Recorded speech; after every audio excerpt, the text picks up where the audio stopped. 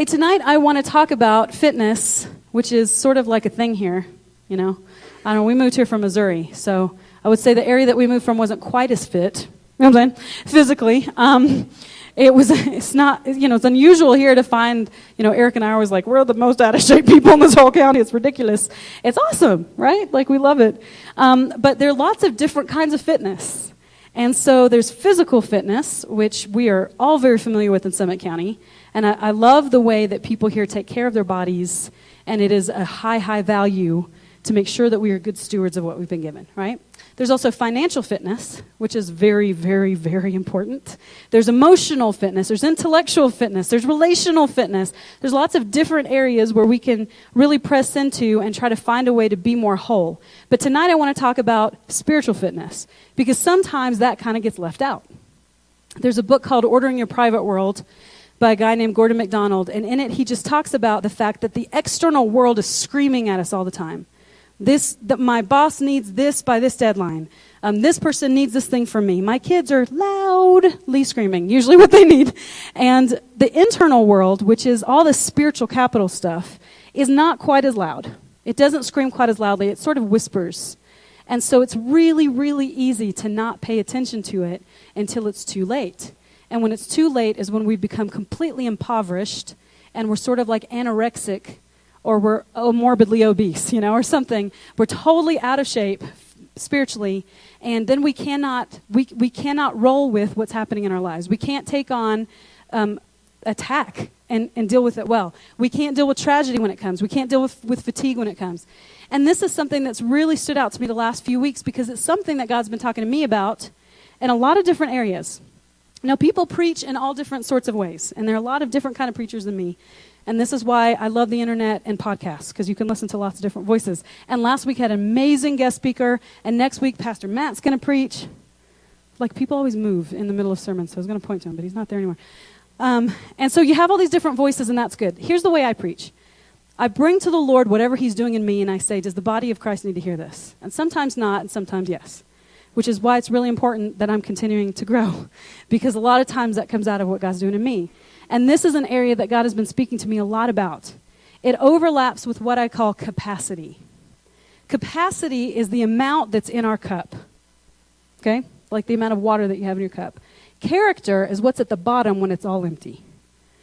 So, you know, as parents, sometimes we can be like, oh, I'm so sorry, he's being really awful. He's just really tired, you know, because he didn't get a nap. But the point is, what's at the bottom when it all runs out is character. So we like to give ourselves permission, right? Like, I'm so tired, I've been working so hard, I've had all this stuff going on, sorry I'm such a jerk. But it's like, but whatever's at the bottom when the cup is empty is actually our character. So usually it's not pretty, okay? At the bottom of my cup is not incredibly pretty, because I like to be full, right? I want to be filled up all the time, and somehow we've convinced ourselves that that's the way that, you know, we show what our character's like. But when things are going well, it's easy to be kind. When everybody likes me and wants me around, it's easy to be loving, right? It's when our cup is empty that we really see what's there, and we can actually grow in capacity. Our capacity to take on what comes our way can actually be stretched and grown, and that's what we're calling tonight spiritual fitness. Now, sometimes I get to the point where God says, hey, Leila, I would love to do this in you. I would love to bring you into this entirely new missional area in this county. But guess what? It's dark, and it's dangerous, and there's lots of attack there, and things aren't going to go the way you want, and you're going to get really tired, and you're going to see really bad things before you see anything good, and I'm not really sure you're quite fit enough to handle that.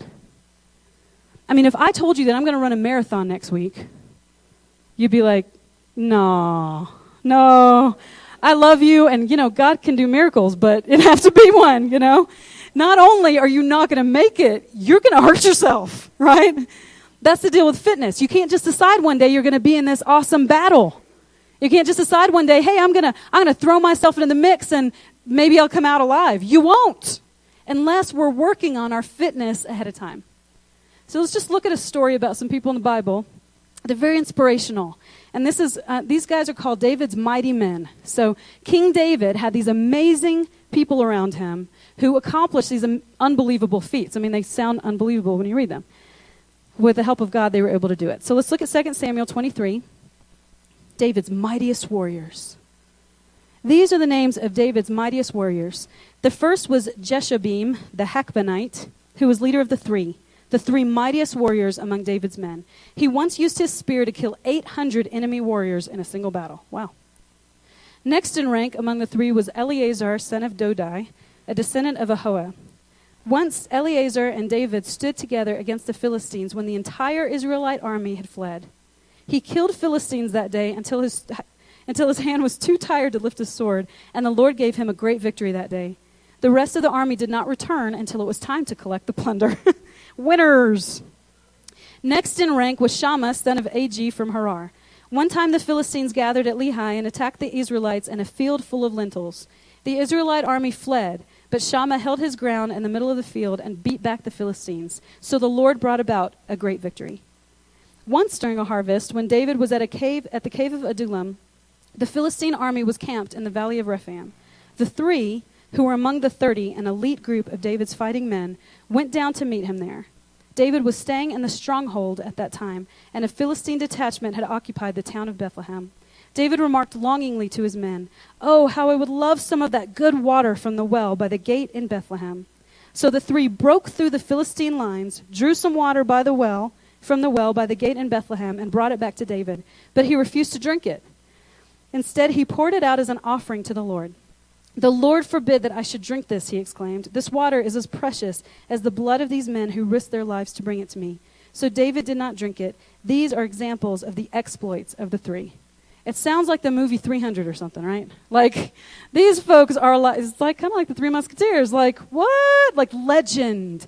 And if you keep reading in 2 Samuel 23, you'll read about the 30 and all the exploits, and this other general and this other person. And now this is the end of David's life. So just before this passage, he literally gives his last words of praise to God, which sound a lot like his first words of praise to God, which is kind of cool. And so this is at the very end. It's like a recap. These are amazing people who can accomplish unbelievably brave acts, right? And lots of power. You don't see it as much in this passage because they're focusing on the individuals, but lots of camaraderie. It's like a band of brothers who are linked together and won't allow anything to happen to each other. So there's a lot of camaraderie in this group. And then there's a lot of like loyalty and love toward David. You notice that? For some reason, the writer of 2 Samuel decides to put in this story about how they break through enemy lines to go get him a cup of water. And it doesn't sound like he's thirsting to death. You know what I'm saying? Or everybody else would be too. It's like, man, that would taste good. And they're like, zip, break through enemy lines, go across the field, draw him some water, and bring it back. And now, I don't know, when I read this, I feel like I would punch David in the face for pouring that water on the ground. I don't know about you. But I just did all that. Why you poured it on the ground? But the point was he loved them back.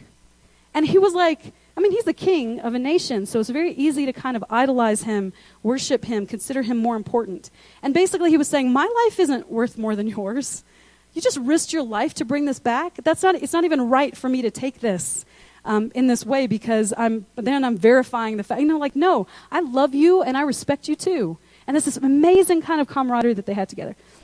So it sounds like when we read this that David went out and found these amazing warriors. But that is not the way this happened. Where these dudes came from is in 1 Samuel 22. And this is how the Message puts it. So David got away and escaped to the cave of Adullam. When his brothers and others associated with his family heard where he was, they came down and joined him. I think we moved on to the next scripture. Is that on there? Maybe not. So he is running for his life from King Saul, okay? He's trying to escape this king. David has been anointed king but not made king yet. And so Saul is very threatened by him. He's trying to kill him. So he goes and hides in this cave. He is not actively recruiting warriors. You know what I'm saying? He's hiding. He probably knows anybody who helps him is going to be in danger himself.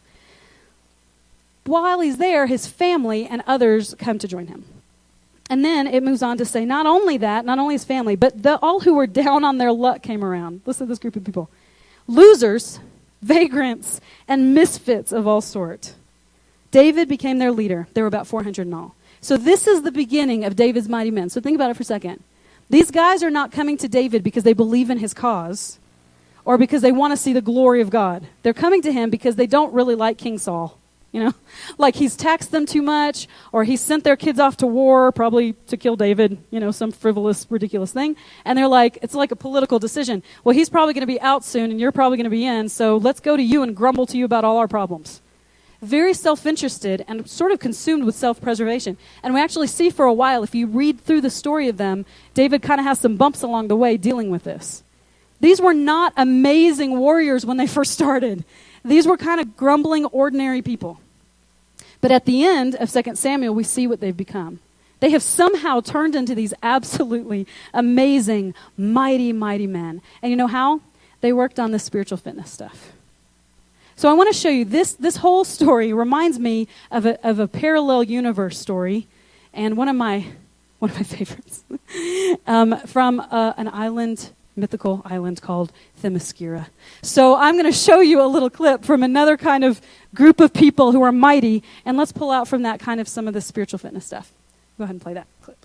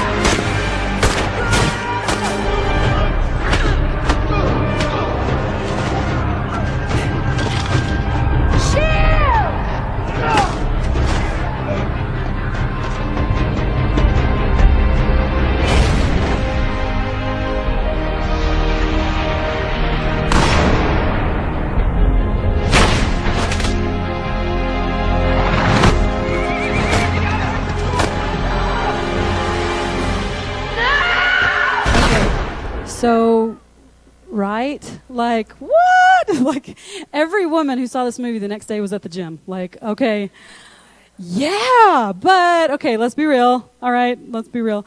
These people did a little bit of work ahead of time before that battle scene. So the point of showing that is kind of to show, hey, these people did not, like, jump into battle. Of course, I mean, it's fictional, right? Like, we all know that. But, so they didn't jump into battle at all. But it's just for a movie. But the idea that these folks could do what they've done, and to be honest, to be able to see women do it is stinking awesome, to be completely honest. And that's why it's such a powerful movie for so many women, to see warriors like this, right? So I just read up a little bit on some of the women who were in this movie and where they found these Amazons. The main characters are like actresses, that are kick butt, I guess, that can do that. But all the other Amazons were athletes that they went out of their way to go find in all these different areas where they had achieved this level of fitness, basically, in their own sport. So they were trained horsewomen. There was an Olympic bobsledder. There's an heptathlete, which I think means she competes in 7 athletic sports. An American CrossFit champion. professional boxers, kickboxers, MMA fighters. I mean, pretty much everything you could think of. In fact, one woman was like, I don't know, this might interfere with my CrossFit training. And she's like, nah, I think I'll do it. So some of the people that are in this, I mean, basically what they did was draw together all these people who are sort of already awesome and taught them some new stuff, One of the women in it, so I don't know if you noticed, the woman, they grabbed her arm and threw her up in the air and she threw daggers. She's a professional stunt woman, okay? And so for her, she found it more difficult. She wasn't as bulked up as some of the other women. And she talks about kind of how much work she had to put in to kind of be in the same league with some of these women. And she says this, it was a great realization of all the different types of strength. Strength for me is physical and super, super mental. And there, not only did I get to see and feel strength in a physical sense, but a lot of it was an attitude and determination. It was very empowering to be around so many different types of women with the common goal. Everyone came together as this army. Now, Robin Wright, who plays General Antiope, let's show some pictures of Robin Wright. She's 51 years old when she played in this movie.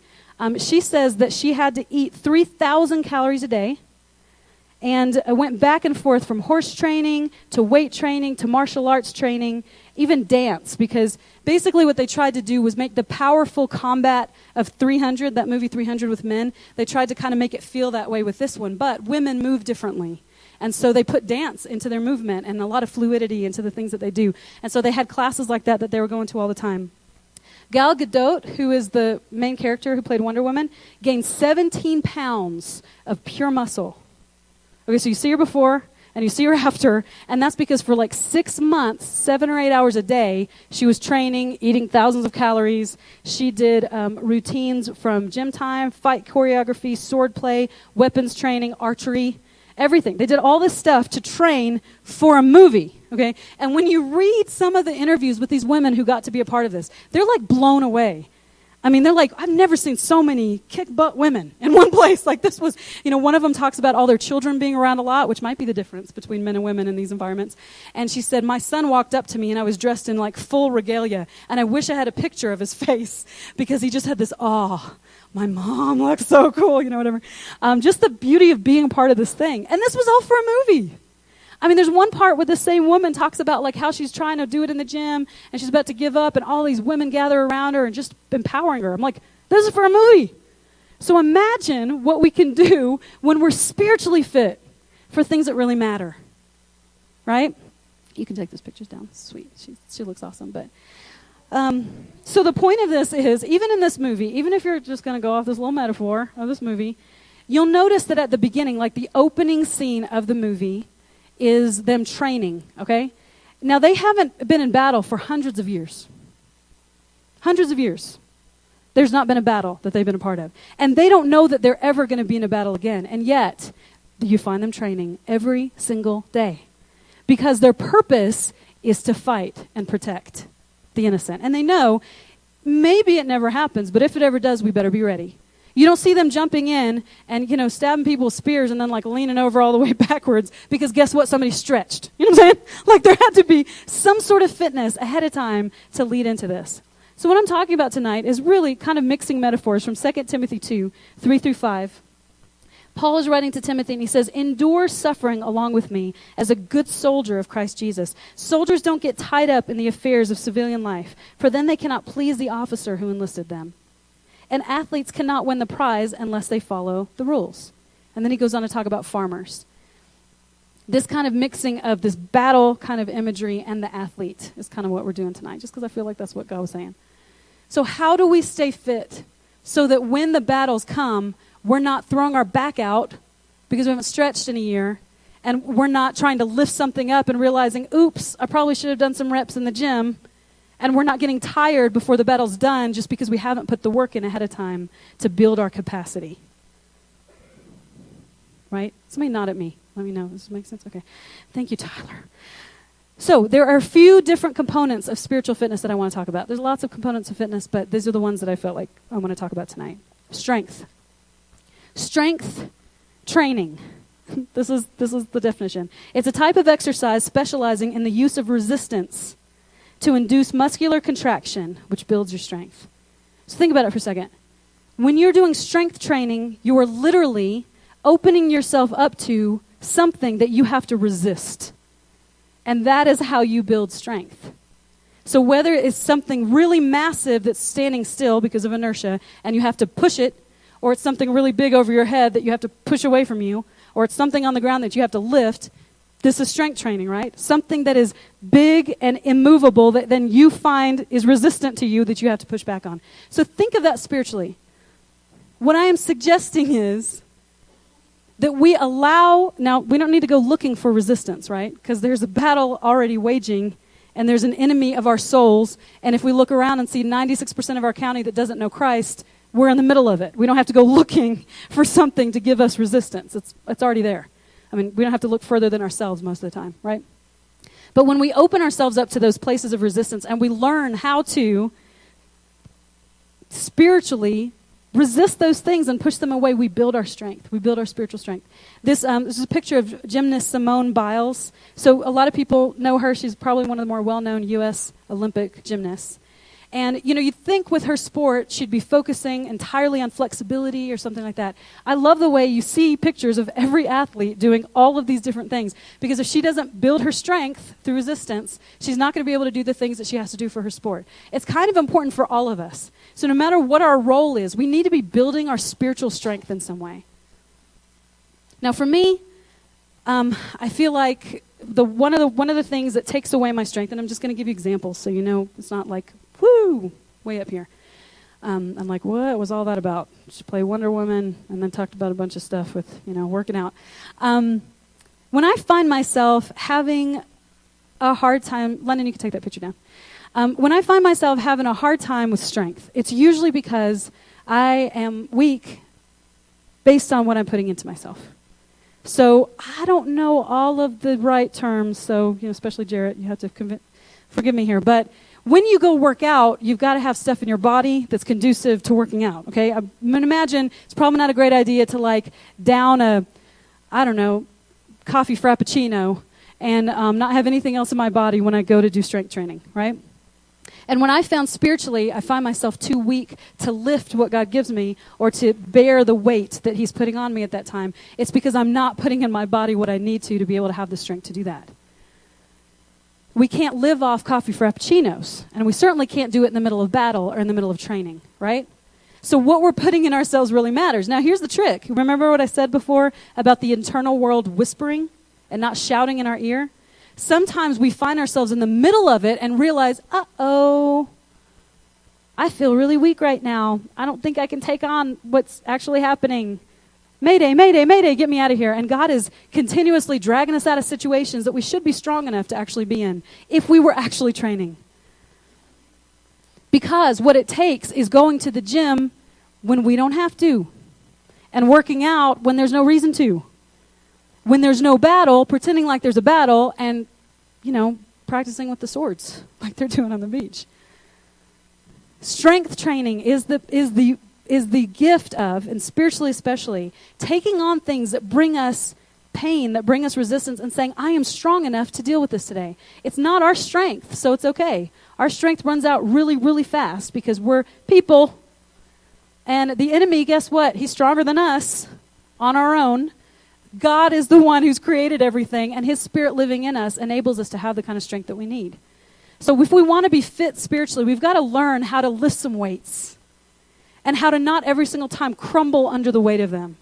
Because sometimes God has bigger things for us. He's got people who actually are in need. I have people in my life who I look at and I think, if you could just bear the weight that God's given you, look around. There's so many people in need around you, but you can't. You don't even have time. You don't even have space. You don't have the strength to help anybody else because every day you're struggling on your own. And there's a place for that, okay? We all are supposed to, we got to start somewhere. If you can lift 10 pounds, I wouldn't recommend going to the gym and trying to do 100, right? Just start with 15. But you work your way up so that all along the way you're doing a little more so that one day you can bear that weight. It's not about us as much as it's about everybody else. Because if you know Jesus, you're heading to heaven. Sweet, we're good. It's like the whole rest of the world who needs us to be stronger. The next area of component of spiritual fitness is flexibility. The definition of flexibility is the quality of bending easily without breaking. And one of my favorite parts of that clip is the woman who, stabs somebody with a spear and then bends all the way back on the horse, because if she doesn't, she's going to fall off, or she's going to get killed. And so somewhere along the way, she had the idea ahead of time to stretch so that flexibility would keep her from injury. And that's really what flexibility is about. In the sports world, this was overlooked for a really long time. Like football players, just get in there and bulk up, until everybody started having injuries. And people started realizing the most flexible players are the ones who never have injuries, or the ones that should have been really, really nasty bad are much easier for them to recover from because they're so flexible.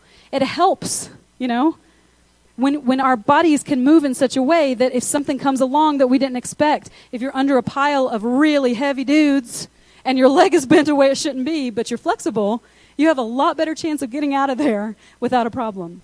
I took martial arts for 12 years. Actually, the last time I was home, I found my black belt. It's super sweet. It's got like my name engraved on one side and like the way of Bushido or something crazy on the other side in Korean. So I'm not exactly sure what it says, but it's something like that. And this is how we stretched. Now, it's not how I stretched the first day I went in, but after 12 years, I would sit down on the floor, and my twin sister, who's the same size as me, so she was a great stretching partner, she'd come up, so I'd spread my legs as far as I could go. She'd come sit in front of me as close as she could and bend her knees up all the way up to her face and put her feet on the inside of my knees. And then she'd take my hands and gently, she was feeling like being sweet that day, lean back so that I was flat against the floor and push her legs out so that my legs went out further. That's how we stretch. Now again, not the first day we got there, but by the end of it, that's how flexible we'd become. Here's the deal with flexibility. You have to keep being uncomfortable to do it. When I looked up online, I just Googled the phrase, how do you improve flexibility? And this is what it says. When stretching, stretch slightly past the normal, comfortable range of motion. Slightly past where it's comfortable, so that you're like, okay, that's about as far as I can go. Then you kind of stay there for a little bit, and you can stretch a little bit further. And before you know it, your foot is up by your face. Like this dude, he's a footballer. I'm doing this for Nathan. This football, right? Yeah, we call it soccer, but he calls it football because he's from England. And look at that dude and his flexibility. Now, I don't know what's happening to that other guy. He made that goal because of his flexibility. It's not just that it keeps us from injury, it also helps us have more mobility for our task. It enabled him to do something that he couldn't have done if he didn't have that level of flexibility. So what does it look like spiritually to be stretched? It's really uncomfortable.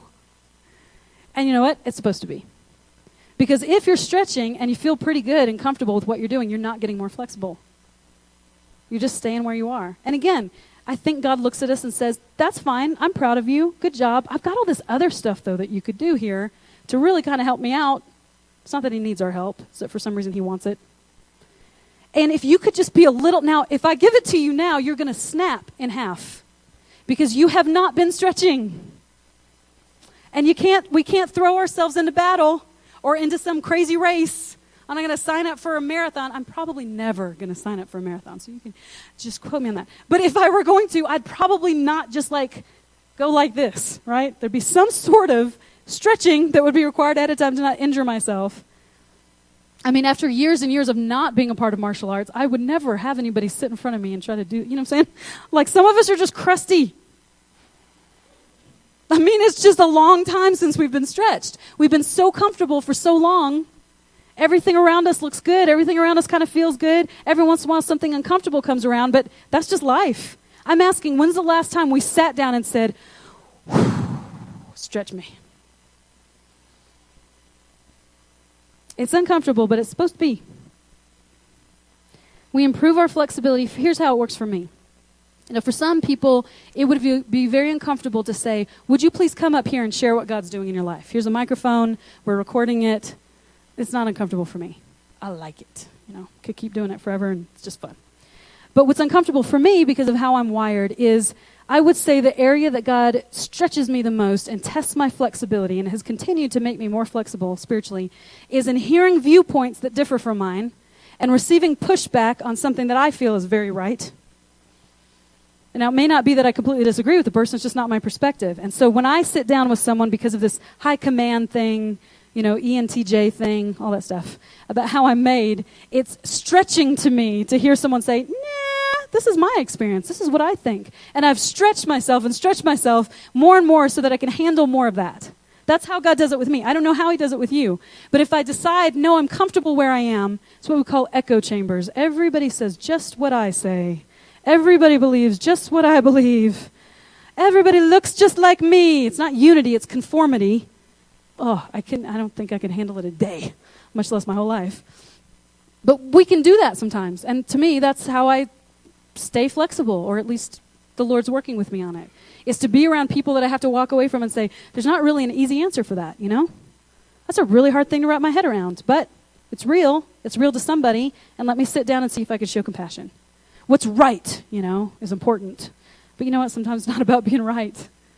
I just read this quote this week that says, Jesus says love your neighbor. He doesn't say if they're right. Just says love. So that's the kind of stuff that makes me more flexible. I don't know what it is with you, but I would ask the Lord tonight in our prayer time afterward, what is the way that I feel most uncomfortable, I feel most out of my element, but you want to bring to me so that I can grow? Endurance is the third component of spiritual fitness that I want to talk about. And endurance is getting through an unpleasant or difficult process or situation without giving way, or without giving up, or without dying, I guess, depending on what it is. This is really, when you think about long-distance runners, when you think about people who have been in things like marathons, and my sister just went 10 days while her husband was out of town on a missions trip, and so I would call that a marathon because she has 2 small children. So by the time he was home, she's like, here, so glad you're home. It's hard to do on her own. It's kind of like a marathon. Endurance, it's what got her through. And this is the gift of plod. This is how I've learned to think of endurance. Now, I like sprinting. I like fast things. I'm an activator, so you got an idea? Let's do it now, I don't like thinking about 20 years down the road unless we've gone 50,000 action points in between. But what I've learned in my old age, as we continue to get older, and seriously, Eric and I are like, wow, we're almost 40. We got to start making doctor's appointments and things that we never had to make before.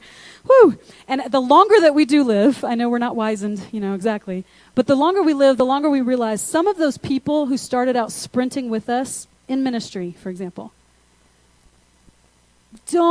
doesn't necessarily mean they're still around doing that. Because endurance is the act of plodding along sometimes when there's not a fast foot race that you can say, woohoo, I got through my part, score. Endurance is the gift of plod. So this is a picture of Serena Williams. If you know Serena Williams, she is known as a tennis player that has super powerful strength. She's very, very strong. She puts a lot of her time and effort into building strength and weight. No? So there was a picture of her running a race. And so she is running a long-distance race in this picture that is kind of one of the type of things that I wouldn't imagine somebody would put their energy and effort into, I mean, honestly, if your sport is tennis, why are you wasting your time doing a 5K, And it's because it's important in her sport to have endurance. It is important for her to be able to, at the end of a game, she might be able to smash somebody in 3 little games and be done with, but she may not. And sometimes the point of it all is that by the end of the game, she's still standing and they're not.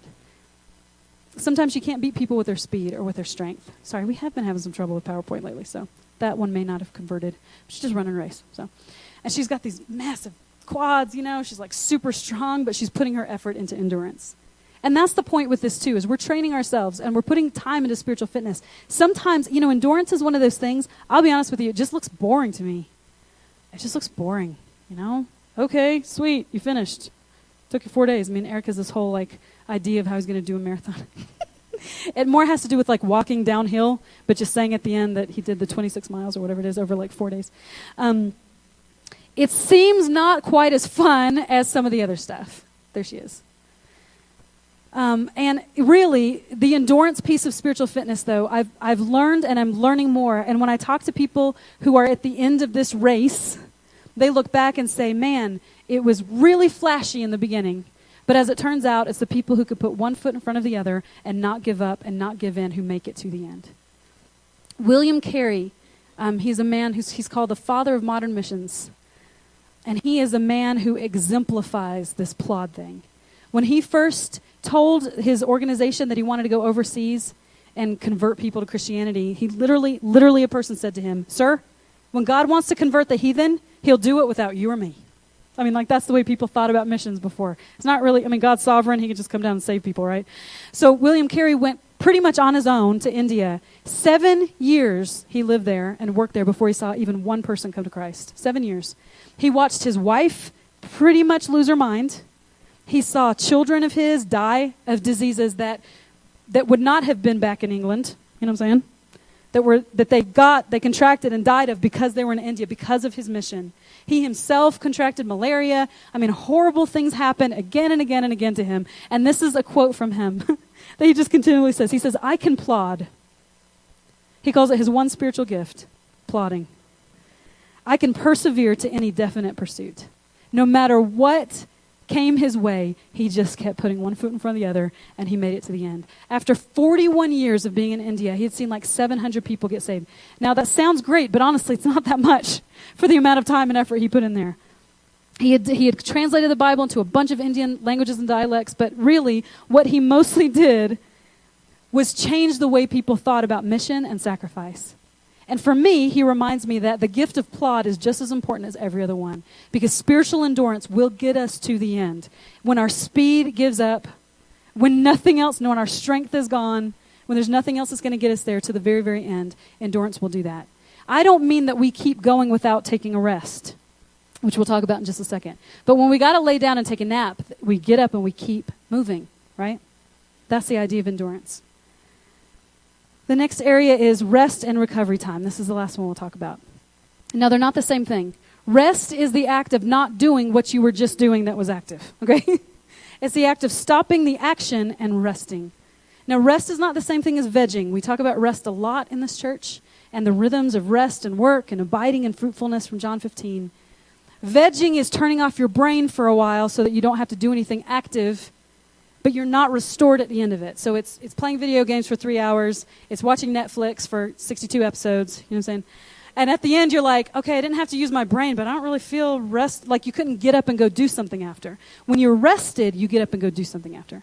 Now, most of us tend to think that we don't have enough time for rest. But I want to just challenge that a little bit.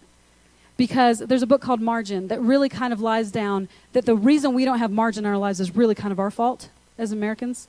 Because we work much fewer hours per day in general than people around the world. There are people who go out in a field and don't come home for 10 or 11 hours. There are people who can't get in a car and turn the ignition and drive to where they're going. They have to walk for 3 hours to get there. And guess what? They sleep a whole lot better than we do. Partially because physically they're actually using their bodies, right? So like these women who were in Wonder Woman, they're like, we were kind of falling asleep standing up. You know why? The rest of the time they were working really hard. And sometimes I wonder if the reason we don't rest well is because we don't work hard. Now, I'm not saying you don't do a good job at the job that you go to and work 40 hours a week. I'm not saying that. I'm talking about spiritual stuff now. We aren't exhausted enough to just fall into bed at night because we haven't actually been doing anything with the rest of the time. So often, and I hope this makes sense because it makes sense in my brain, we're sort of drifting in this shadowlands gray area between work and rest. We're not resting well and we're not working well. We're not doing anything for the kingdom of God. And so when we sit down to rest, we're like, It's kind of like when I used to go to Eric's family's house for Christmas. And they're like, let's all just sit down and take a nap. I'm like, what for? We literally have done nothing. Like, we've done nothing at all here. My family super, runs around and talks a lot, and it's always, me, like this. And I was like, why are you all tired? We haven't done anything. I kind of felt like we were just sort of like drifting in the middle somewhere. In order to rest hard, you have to work hard. Some of us really don't have enough time to rest, but most of us just aren't doing it well. And to be honest, we're not working hard. We're not training like those women were training, so we don't fall to sleep the way they fall to sleep. Does this make sense? There are 168 hours in a week. So if you work 60 hours a week, which most of us don't, but some of us maybe do, or maybe sometimes of the year, if you work 60 hours of the week and you sleep 8 hours a night, you still have 44 hours. So where's the time going? It's not that we don't have enough time for rest. It's we're not doing the right things and we're not resting well. Every athlete knows you got to rest. You can't just keep going and going and going. But when they rest well because they know they may not get another chance for a while. You know, when you see these movies of like, there's battle and like, oh man, we got 4 hours, better go to sleep. They're not like, oh, I don't know, I stayed up half the night thinking about my to-do list. You know, they're like, I better get to sleep because there's another battle coming. We don't live like that spiritually, do we? I don't. I'd like to. I'd like to be thinking, hey, there's work to be had soon, so let me rest and rejuvenate my life and be restored so I can go out back into battle. Rest is very important, but we've got to do it right. And then recovery time is how long it takes your body to bounce back from a sort of stressful event or injury. How long does it take us to bounce back? And I'm just going to finish with this, and then we'll head into prayer. One of my favorite moments in the movie Wonder Woman is like there's this other fight scene, and somebody hits her really hard with something. I don't remember what it was. I don't know what it was, probably. And it's like there's a second where she just absorbs it, and she keeps fighting. Now, it's not that she doesn't feel the pain of it. It's that she gets over it faster than I would, right? I would be on the ground and probably not get back up. But because she's strong and she's been training, her recovery time is like crazy fast. Gets punched, punches back. Like, ow, that hurt, but it's not taking her down. Our recovery time spiritually is really important because injury does come our way and attack does come our way. And sometimes you're in the middle of battle and you're looking toward the enemy to bring something at you, and it actually comes from someone on your own team. Up and down and in and out, we've been through it all, folks. And when something happens that is super painful, how long does it take me to get back on my feet?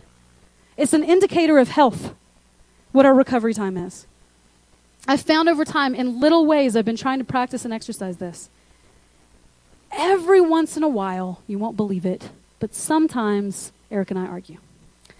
And I know, most of you have witnessed it. So, and it used to, if we got in a big argument that caused me pain in some way or that I, was angry about or something, I'm talking hours sometimes it would take me to recover. I'd waste so much time being hurt or being angry or being upset about something. And now I'm like, you know what? I don't have time for that. I don't have time to sit around stewing in it. I can process the pain and grieve it and get over it faster. I'm not saying don't grieve, okay? I'm not saying don't feel pain from things. I'm just saying let's deal with it instead of letting it seep under and around and it takes 65 years to get to the bottom of. Let's look at it and say, ow, that hurt. Deal with it, heal from it, and move on. Because our recovery time is part of our spiritual fitness. And if we're not fit, we are not going to make it through.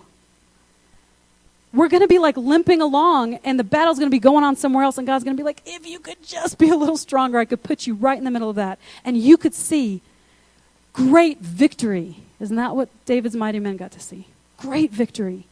It's not because everything they did was easy, but I guarantee you they trained. So we're just going to go ahead and turn the lights down. We're going to get ready for prayer. And I just want to ask, before we leave, I'm just going to ask everybody to bow your head, close your eyes with me. God, we love you.